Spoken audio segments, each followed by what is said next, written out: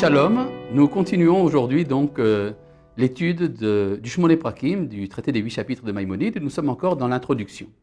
Alors, je voudrais rappeler ici ce que nous avons vu la dernière fois, ce que dit Maïmonide. Nous avons expliqué dans l'introduction de notre ouvrage, c'est-à-dire l'introduction de la Mishnah, pourquoi est-ce que l'auteur de la Mishnah, Rabbi Yehuda Hanassi, a mis le traité de Havot dans cet ordre-là. L'ordre, il s'agit ici de la partie de la Mishnah qu'on appelle Nezikin, les dommages, qui traitent de ce qui se juge au tribunal. Par exemple, si j'ai cassé le pare-brise de mon prochain avec ma voiture, eh bien c'est jugé selon les lois du traité de Nezikin. Et ce qui est surprenant, c'est que Maseret Avot, qui parle de morale, se trouve dans le traité de Nezikin, qui est la quatrième partie de la Mishnah sur les 6 parties, alors que naturellement, on devrait mettre Maseret Avot au début de la Mishnah. Et ce pourquoi? Parce que, comme on l'a déjà expliqué la dernière fois, la morale, c'est la condition de la Torah. Ce n'est pas la Torah qui va nous donner la moralité, c'est quand on s'est acquitté du devoir moral que l'on peut étudier la Torah. La Torah ne vient pas nous rendre meilleurs sur le plan moral. La Torah vient nous enseigner d'autres choses. Qu'est-ce qu'elle vient nous enseigner?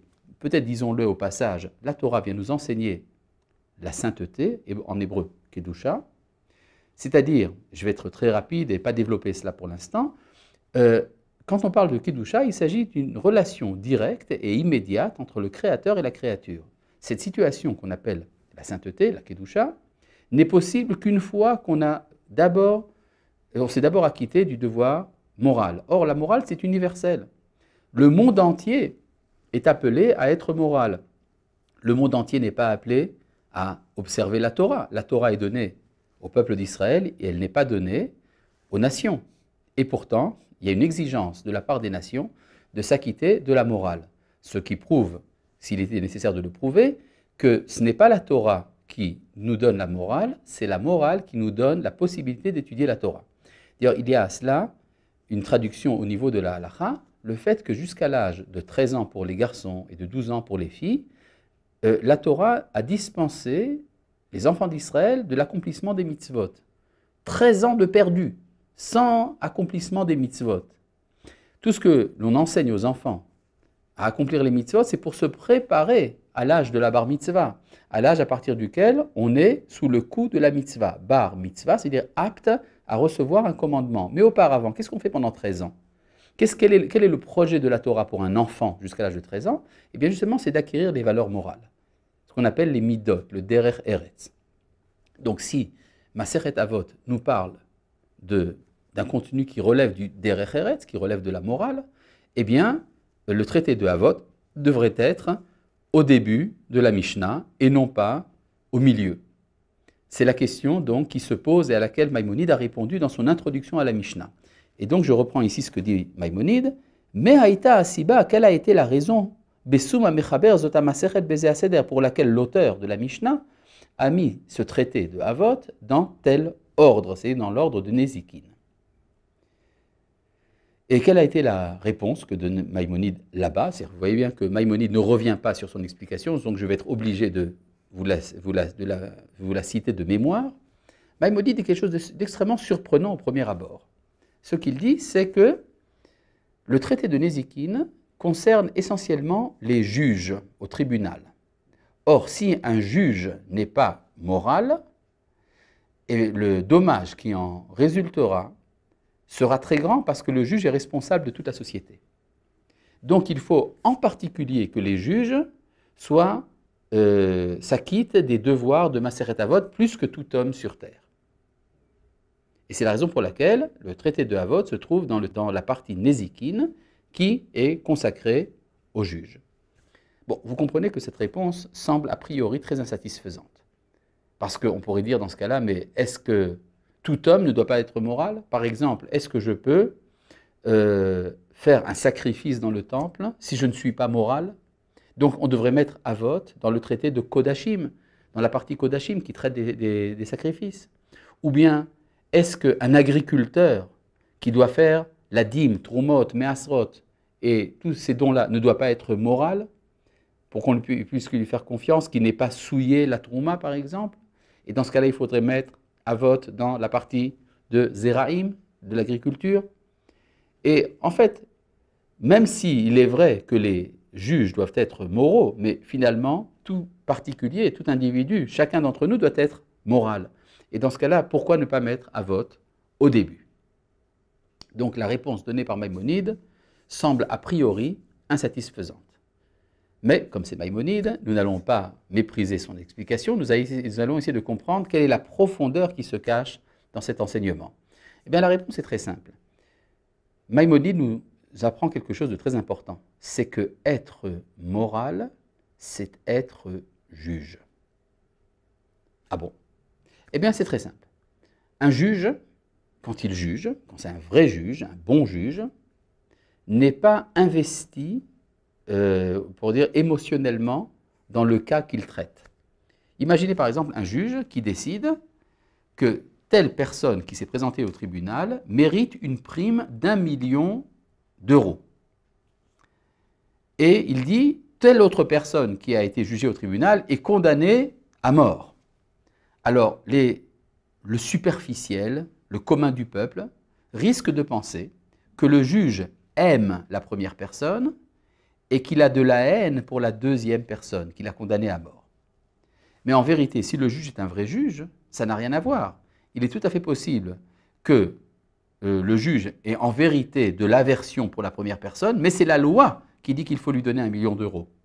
Et peut-être qu'au contraire, la personne condamnée à mort par le juge est une personne qui mérite de la miséricorde. Le juge a peut-être de la compassion pour lui, peut-être qu'il a de la sympathie pour lui, mais il le condamne à mort parce que c'est la loi. C'est-à-dire il y a des considérations qui sont au-delà du sentiment, des sentiments que ressent le juge, et ces sentiments-là doivent être mis de côté, parce que c'est le jugement qui doit rester pur de toute émotion. Eh bien, il en est de même quand on veut acquérir ce qu'on appelle des bonnes midotes, des vertus. On doit être capable de se juger soi-même à la manière d'un juge. Je voudrais, pour exprimer ça, ramener un enseignement de Rabbi Yehuda Halevi dans son livre Le Kuzari, dans lequel il répond, dans la troisième partie, à une question qui est posée par le roi des Khazars. Le roi des Khazars, ou des Khuzarim, demande à son ami le rabbin, le Chaver, c'est dans le livre du Kuzari, ce n'est pas l'ouvrage de Maïmonide, il lui dit « Explique-moi, quel est un homme de vertu chez les Juifs ?» Ma ma'aseh ha-chassid etzlachem. Ça veut dire, un chassid, un homme vertueux, qu'est-ce que c'est?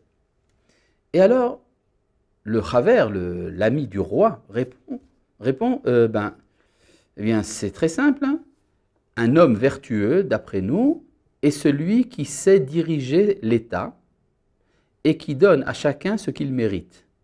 Il dirige tellement bien l'État que lorsqu'il a besoin de quelque chose, eh bien, toutes les parties du peuple sont d'accord de faire sa volonté parce qu'il les a jugés avec équité. Alors, la réponse du roi des Khuzarim, enfin, c'est pas ça ma question. Ma question n'est pas quel est un bon homme politique, quel est un bon dirigeant. J'ai demandé quel est un homme de vertu. Et le Chaver lui répond, mais c'est exactement ce que je t'ai répondu. L'homme de vertu est un dirigeant politique. Parce qu'il dirige avec justice son État à lui. Tout homme est un petit État, un petit pays. Et dans l'État de l'homme, il y a beaucoup de choses qui s'agitent. Il y a des forces émotionnelles, des forces intellectuelles, il y a le corps, il y a l'imagination. Il y a donc beaucoup de parties en moi qui forment ce que je suis. Et je dois gérer tout ça. Donc je dois être comme un roi, comme un homme politique, qui doit décider quelle partie il donnera au sentiment, quelle partie il donnera à l'intellect, quelle partie il donnera à telle partie du corps, à tel besoin du corps, quelle partie il donnera à l'imagination, à la volonté, aux instincts. Tout cela doit être dirigé par l'homme de vertu, par l'homme vertueux, le chassid, et indépendamment des pulsions intérieures. Si vous voulez, on peut dire qu'un homme juste, selon la Torah, un tzaddik, c'est quelqu'un qui ressemble à un charretier, qui a une charrette qui est tirée par des chevaux. Et alors, il y a deux manières de faire avancer la charrette. Soit de laisser les chevaux décider où est-ce qu'elle ira. Alors, dans ce cas-là, ça n'ira pas très loin. Soit d'être que les chevaux soient dirigés par le propriétaire de la charrette. Eh bien, on peut dire que c'est un peu comme ça que ça se passe à l'intérieur de l'homme. il y a en nous différentes forces vitales qui s'agitent. Et le problème est de savoir, est-ce que ce sont ces forces-là qui vont orienter notre comportement ou est-ce que c'est notre jugement qui va orienter nos forces? Il y a un midrash qui nous dit que les méchants, les Réchaïm, sont livrés aux mains de leur cœur. Tandis que les tzadikim, les justes, eh bien, ils ont leur cœur entre leurs mains. Et c'est quoi le cœur dont il est question ici? Il s'agit des différentes forces du nefesh, les différentes forces de l'être humain qui s'agitent. Et tout le problème de savoir, est-ce que c'est la volonté et l'intelligence de l'homme qui vont orienter toutes ces forces, ou est-ce que ce sont les forces qui vont décider qui je suis? Eh bien, c'est ça le choix entre être juste ou être méchant. Donc on peut dire que par définition, le fait de se comporter moralement, c'est se comporter comme un juge ou comme un dirigeant. Donc Maïmonide, quand il a dit que le traité de Havot est destiné aux juges, parce qu'on peut dire la morale c'est pour les juges parce que la morale c'est être juge. Et ça c'est vrai pour n'importe qui de nous. Et donc il y a un enseignement très profond. Quand nous voulons accéder à ce qu'on appelle des bonnes midotes, être des hommes de moralité, eh bien il faut se comporter avec une certaine distance par rapport aux pulsions que nous avons en nous. Et décider en fonction du droit, c'est-à-dire du droit moral, si vous voulez, de notre comportement. Et donc, je reviens ici à ce que dit Maïmonide. Nous avons expliqué, Ma haïta asiba, quelle était la raison, Besum amechaber zot amasechet beze aseder, pour laquelle l'auteur de la Mishnah a mis ce traité dans telle partie. Donc, ça devient maintenant beaucoup plus clair. Vezacharnu gamken, nous avons mentionné également, Rov atoelet, le grand profit, bezot amasechet, que donne ce traité. C'est-à-dire, le traité de Havot est un traité profitable. Ça vaut la peine d'étudier Masechet Havot parce que c'est comme ça qu'on devient meilleur. Mais quel est exactement le but de la morale? Ça, il va encore l'expliquer. Veya'adnu pe'amim rabot, nous avons promis plusieurs fois, b'mashekadam, dans la partie antérieure de notre commentaire, Bézé Achibour, dans cet ouvrage, les daber bezot amasechet, que nous avons promis que nous allions parler quand nous arriverons à ce traité, be'inyanim mo'ilim, de sujets utiles, ou le'arich ba ketzat arichut, et de nous étendre un peu. Mipne shi'iktana, bien qu'elle soit petite. Le traité d'Havot n'est pas un très long chapitre, n'est pas un très long traité. Il y a 5 ou 6 chapitres dans le traité de Havot. Ve'afalpi sheterae mevoeret, ve'kala le'avin, et bien que, au premier abord, quand on lit le traité de Havot, on a l'impression que c'est facile à comprendre. En effet, c'est écrit dans un hébreu relativement simple, et quand on lit Masechet Havot, l'impression qu'a le lecteur, c'est qu'il comprend. Vela asot mashekolelet, et de faire ce qu'elle contient. On se dit également, tiens, c'est facile à faire. Mais en vérité, tout cela est faux. Et nakala al kol bene adam, en vérité, elle n'est pas facile à comprendre. Elle n'est pas facile à faire pour tout le monde. Ve'en kol inyane agam ken muvanim ebili perush aroch, et tout ce qu'elle comporte n'est pas clair sans un long commentaire. En quoi c'est difficile? C'est très simple. Par exemple, dans Masechet Havot, Rabbi Yehoshua nous dit Yiyu aniyim bene betecha, que les pauvres soient les habitants de ta maison. Tiens, j'aimerais bien vous y voir, vous. Les pauvres sont les habitants de ta maison. Aniyim bene betecha. C'est très difficile à faire. Ou bien, par exemple, à comprendre. Rabbi Akiva nous dit dans le Masechet Havot Hakol tsafouy ve'areshut netuna. Tout est prévu à l'avance, mais tu fais ce que tu veux. Alors, j'ai pas très bien compris. Soit tout est prévu à l'avance, soit je fais ce que je veux. C'est la question, le problème du libre arbitre. Est-ce que c'est sérieux? Est-ce que c'est pas sérieux? Tout cela donc a besoin d'une explication extrêmement longue. Et pourtant, c'est le traité qui amène à une grande perfection, à une grande réussite. Et c'est pourquoi j'ai jugé nécessaire de m'étendre à ce sujet. C'est-à-dire, le traité d'Havot est un traité difficile à accomplir, difficile à comprendre, mais vital pour arriver à la réussite. Donc ça vaut la peine d'y investir. Et nos sages, que leur mémoire soit bénie, nous ont déjà dit celui qui veut devenir un chassid, un homme vertueux, on dit en français, l'kayem mile de avot, qu'il accomplisse les paroles de avot. C'est-à-dire qu'être chassid est un niveau extrêmement élevé de l'être humain, et donc ça vaut la peine, si tu veux devenir chassid, nous dit le Talmud, il faut que tu accomplisses Masechet Avot. Quelle est la source d'où Maïmonide a tiré cette belle phrase? Baba Kama Lamed Amoud Aleph. C'est dans le traité de Baba Kama, la première porte, page 30a. 30a. Il y a un petit problème dans cette citation, c'est que cette citation n'existe pas. C'est-à-dire, on nous dit ici Baba Kama Lamed Amoud Aleph, mais en vérité, la phrase telle qu'elle apparaît dans le traité du Talmud, ce n'est pas exactement comme ça. C'est une phrase un peu plus longue que Maïmonide a raccourcie. La phrase elle-même nous dit comme cela, qu'il y a 3 opinions pour ce qu'il faut faire pour devenir chassid.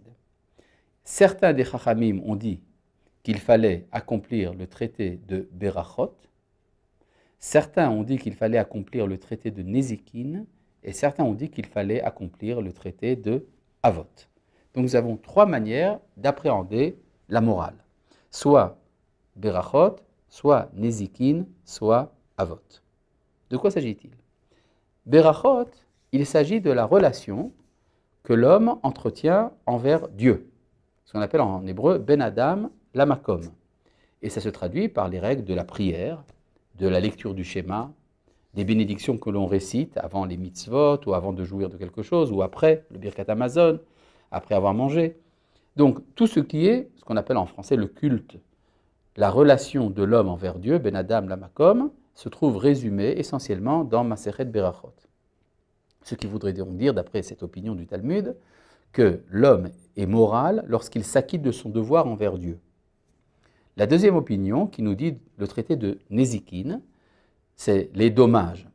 C'est la relation que l'homme entretient envers son prochain. C'est-à-dire que l'homme est jugé selon sa capacité de ne pas faire de dommages à son prochain. C'est Ben Adam, la Havero, l'homme et son prochain. Et la troisième opinion, qui nous dit Masechet Avot, parle de l'acquisition de ce qu'on appelle des midot, des bonnes qualités. C'est Masechet Avot qui traite de Ben Adam, le Atzmo, entre l'homme et lui-même. Et donc on peut voir que la moralité, selon le judaïsme, se réalise dans 3 relations différentes, entre l'homme et Dieu, entre l'homme et son prochain, et entre l'homme et lui-même. Et c'est chacun des chachamim, selon sa tendance personnelle, à insister sur tel ou tel point.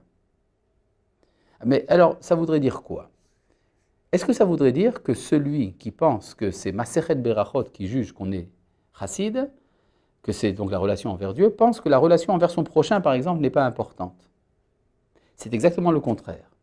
Celui qui dit que l'essentiel, c'est Ben Adam Lamakom, pense que la relation de l'homme envers son prochain ou l'homme envers lui-même, ça va de soi. C'est facile. Parce que le prochain, c'est quelqu'un qui ressemble à moi-même.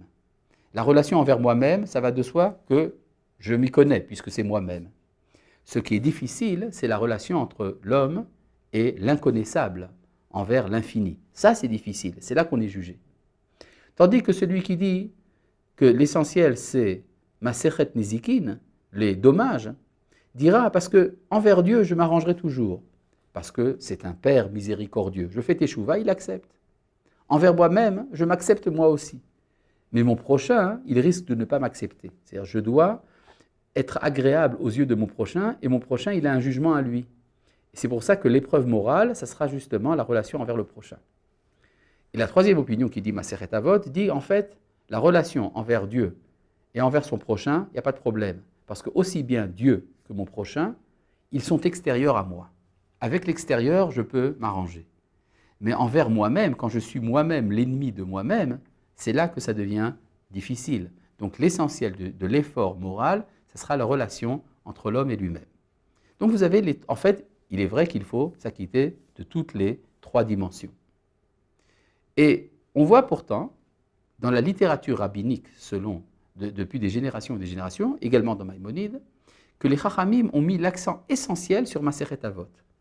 Il semblerait que c'est parce que c'est là que l'essentiel de l'effort humain doit être finalement, disons empiriquement, expérimentalement, doit être investi. C'est-à-dire nous comprenons que la difficulté, disons souvent, présente chez les hommes, c'est là de s'arranger avec soi-même. Une fois qu'on s'est arrangé avec soi-même, on est capable également de s'acquitter de son devoir envers Dieu et envers son prochain. Et donc, c'est pour ça que Maïmonide a amené ici cette citation du traité de Baba Kama qui nous parle de l'importance de Maseret Avot. Shalom.